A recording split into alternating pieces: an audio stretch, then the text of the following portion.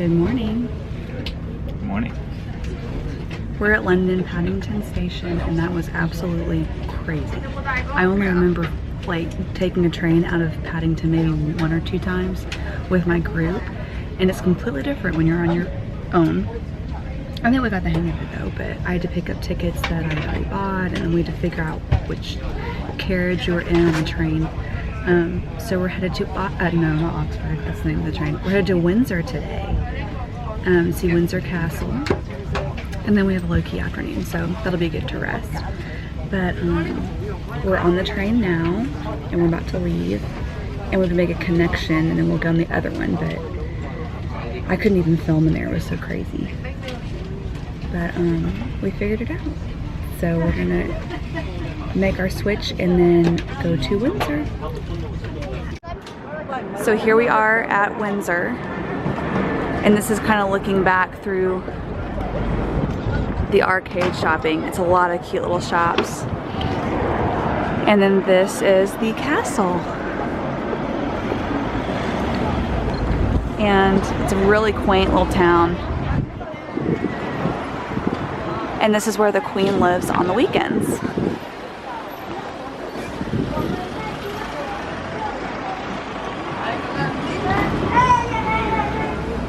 So we're gonna go visit. Okay, so here we are in the little town of Windsor.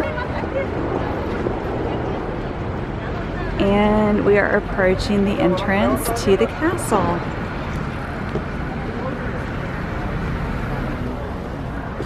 There it is. And our train trip only took 30 minutes total, and that was with a stop. And I already pre-bought our tickets, so we should be able to just go right in whenever it opens in a few minutes. So, just really quaint little shops. If Kurt wants to get his own tartan, we could get him a tartan.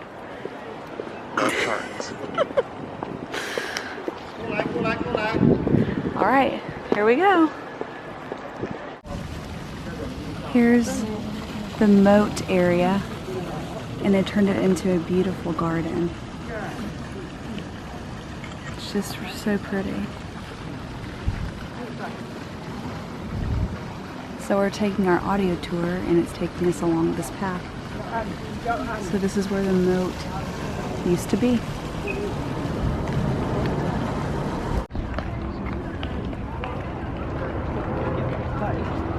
There's St. George's Chapel. This is just a gorgeous look. Just gorgeous.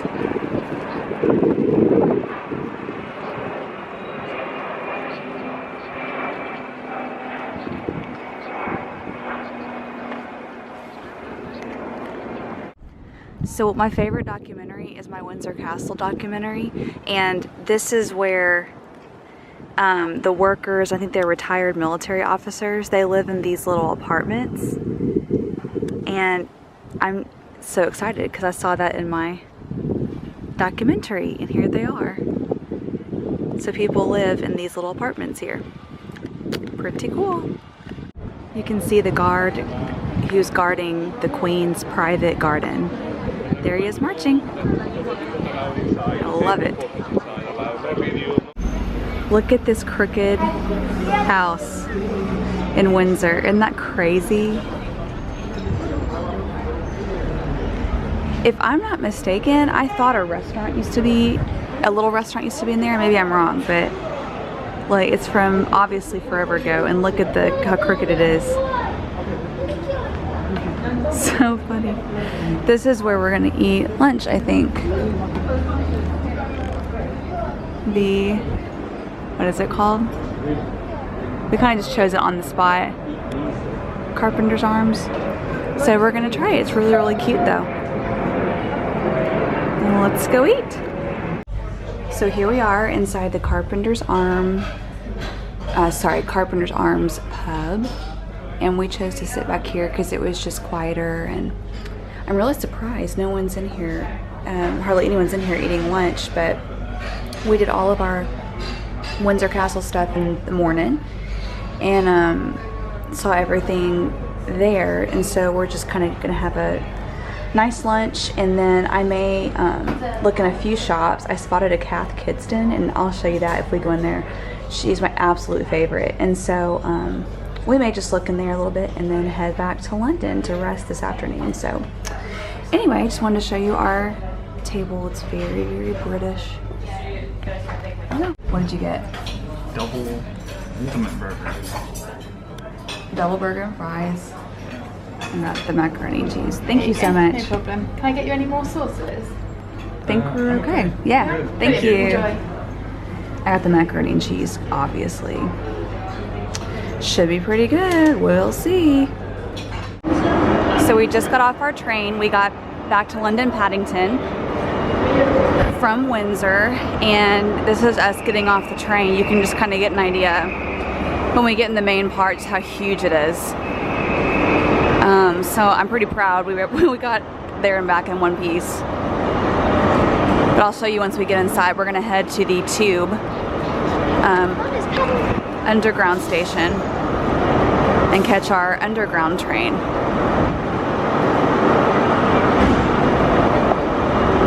So this is what Paddington Bear is named after. Okay, so we're going to dinner. We're going to Anchor Bankside Pub, and it's supposedly like the oldest restaurant or pub in London.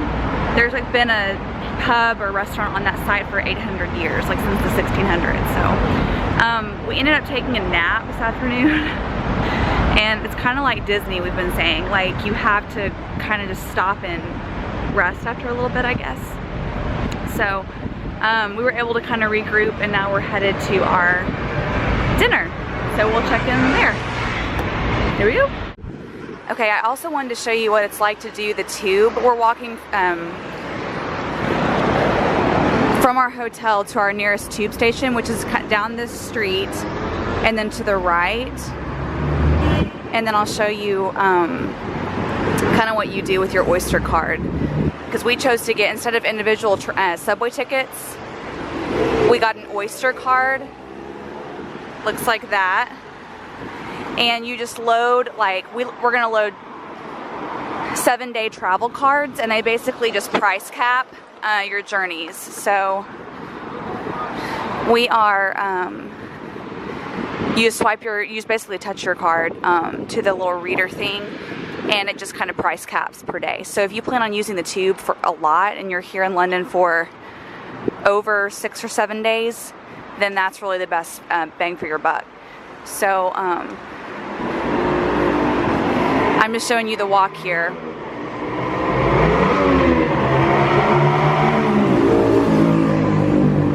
And you also have to get used to looking down the other side of the road for crossing, which is kind of funny. But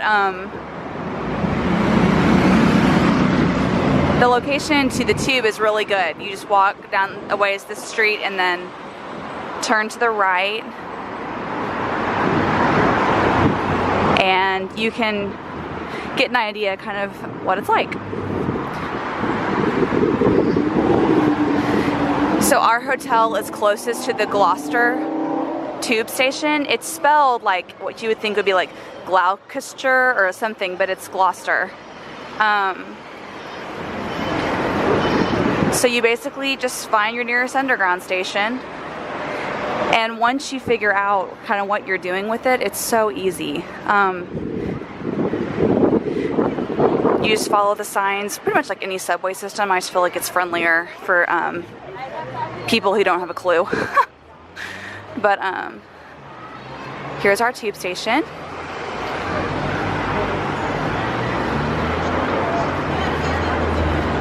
Okay.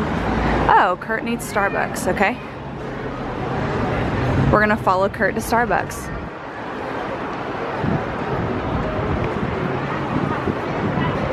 She had an idea where we are. Okay, so after Kurt gets his Starbucks, then we will check back in. Okay, so now that Kurt is properly getting caffeinated, we're going to proceed back over to our tube stop. And you go in here.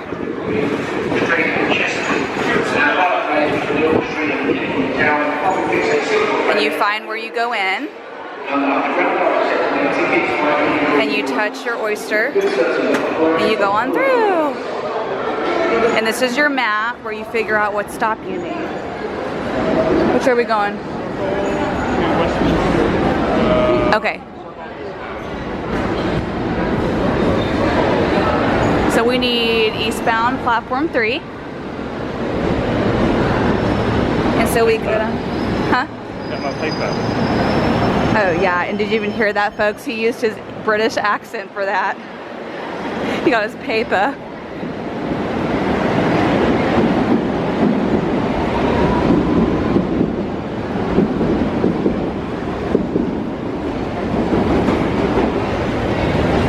Okay.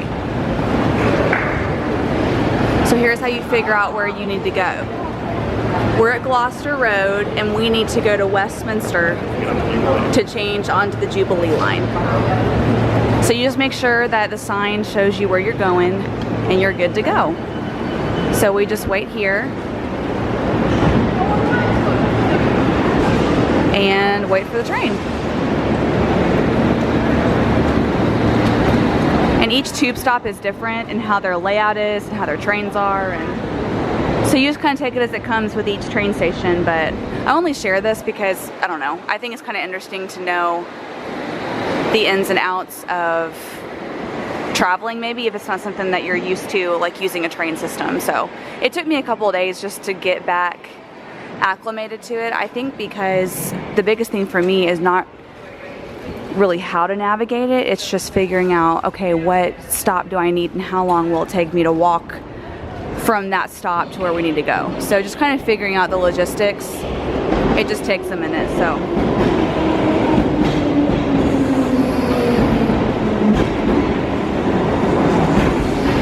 and this is rush hour, and so we're about to get crammed up against a ton of people. So I think I'll probably spare you the filming of that. So we're just waiting on our train. There it is. Oh, it's not bad. Let's go down to that end, probably.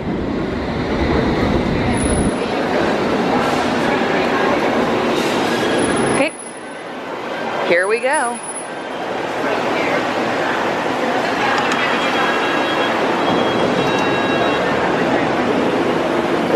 Hopping on. The next station is South Kensington. Okay, so now we are switching to the Jubilee line and just following the signs and the people, as you can clearly see.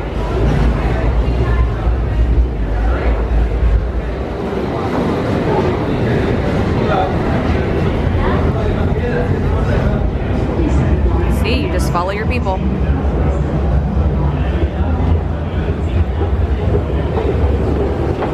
And you stand on the right so that if people are in a hurry, they can cross you on the left. Just tube etiquette.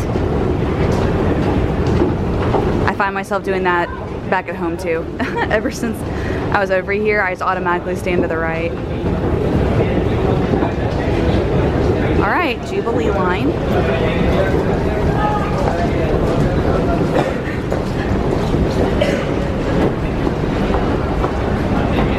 Down more. Here we go.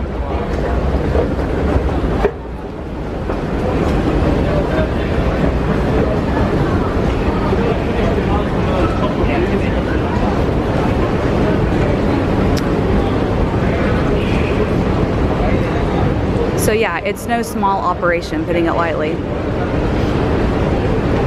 It's amazing how many things in each station you can have, so. Okay, Jubilee. And I can't remember which stop we need. What stop are we doing? Probably east. Right, but what stop? Howard Bridge, London Bridge. What's Okay. So there's our sign, and we're just following the sign of where we need to go.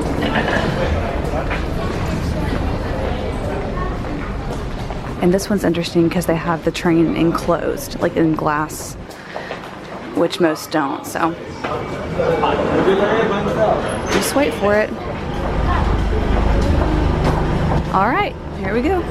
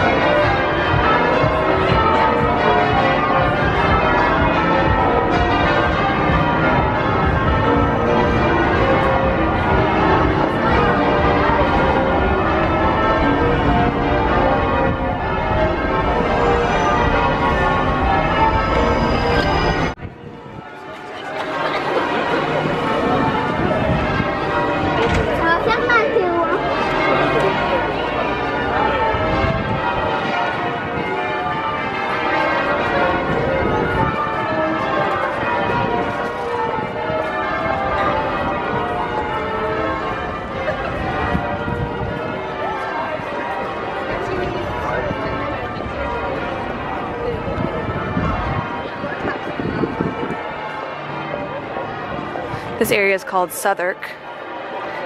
It looks like it's pronounced Southwark, but it's Southwark. And that was the cathedral that we just heard, and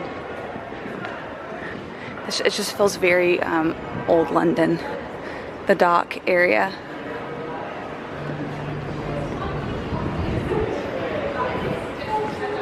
And Kurt is doing a great job of navigating.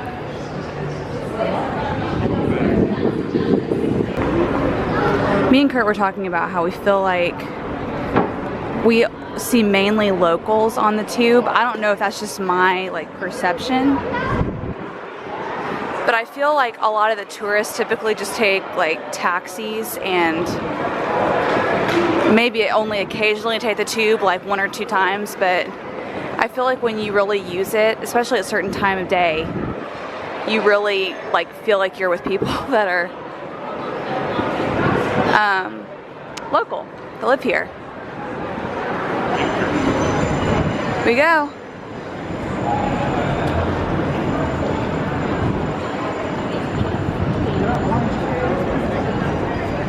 All right, apparently this is it. The Anchor, huh? Yeah, right next to Wagamama. I love that chain. Okay, here we are at the Anchor Bankside, and we'll go get our table. Okay, so we got inside the Anchor Bankside, and it was really difficult to find out how you get your table. You had to go check in or just go find kind of an obscure area, but this is it on the inside. They've got different levels of dining rooms. So this is ours, and then maybe when we leave I'll walk through the other. You can kind of tell how old all the original, or old timber, and really cool. What's the view? So Kurt went to order our food, and we'll see how it ends up. Okay, so I got bangers and mash, sausage and mashed potatoes. It's a classic dish that my homestay family first let me try. These are pork bites. They're pulled pork with barbecue sauce and kind of fried. And then you tell me what that is. This is lamb and sweet potato pie. Lamb and sweet potato pie. It's the biggest pie I've seen. All right, here we go. So this is coming out. You can see the old architecture there. There it is.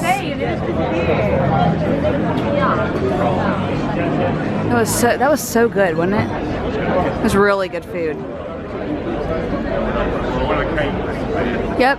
So since the 1600s, they say, this has been the location of a pub or restaurant.